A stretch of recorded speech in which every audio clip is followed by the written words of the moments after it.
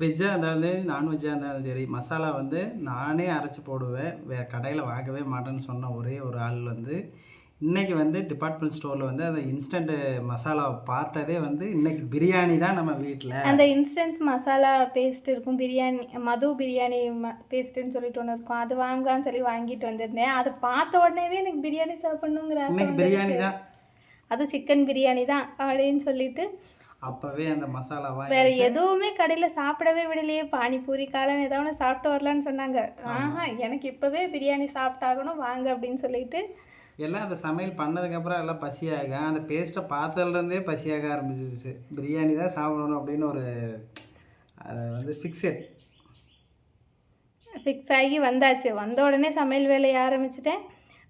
அப்போ ஃப்ரெஷ்அப் ஆகுறது, dress change பண்ணுறதுனா அப்புறம் ஃபஸ்ட்டு பிரியாணி செஞ்சு வச்சுட்டு தான் மற்ற எந்த வேலையாக இருந்தாலும்னு பிரியாணி செய்ய இறங்கியாச்சு. ஃபஸ்ட்டு ஒரு குக் எல்லாமே ஓகே தான். ஆனால் வந்து இதில் வந்து மைனஸ் வந்து என்ன, தம் பிரியாணி.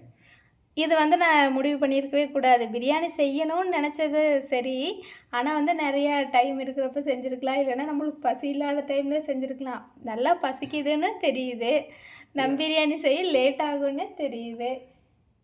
இருந்தாலும் வந்து தம் பிரியாணி தான் செய்யணும்னு முடிவு பண்ணது தான் ரொம்ப நேரம் ஆயிடுச்சு. இல்லைன்னா குக்கரில் வச்சு 2 விசில் விட்டு இறக்கிடுதோன்னா பண்ணுறது வந்து இன்னைக்கு தான் கிடைக்கணும். அதான் அந்த நல்லா பசியாக டைமில் சரி செஞ்சு பார்ப்போம் அப்படின்னு சொல்லி. ஆனால் பிரியாணி வந்து டேஸ்ட்டும் ரொம்ப சூப்பராக இருந்தது.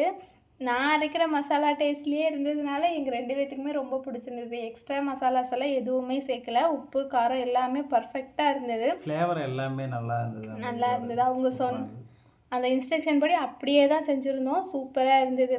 ஆனால் வெங்காயம் மட்டும் நான் என்னோடய ஸ்டைலில் எப்போவுமே சின்ன வெங்காயம் சேர்த்து நல்லா தம் பிரியாணி பொரியிற அளவுக்கு வேக விட்டுட்டு அதுக்கப்புறம் தான் தக்காளி சேர்த்தேன். நான் தக்காளியெல்லாம் அதில் சேர்க்கணும்னு போடலை, இருந்தாலும் வந்து நான் தக்காளி ஒரு 2 சேர்த்துக்கலான்னு தக்காளி சேர்த்துருந்தேன். அப்புறம் மல்லித்தலை, ஸ்பைசஸ், ஏலக்காய், பட்டை, கிராம்பு இதை மட்டும் ஒரு 2 சேர்த்து தாளிக்கிறப்ப சேர்த்துருந்தேன். மற்ற எதுவுமே சேர்க்கலை.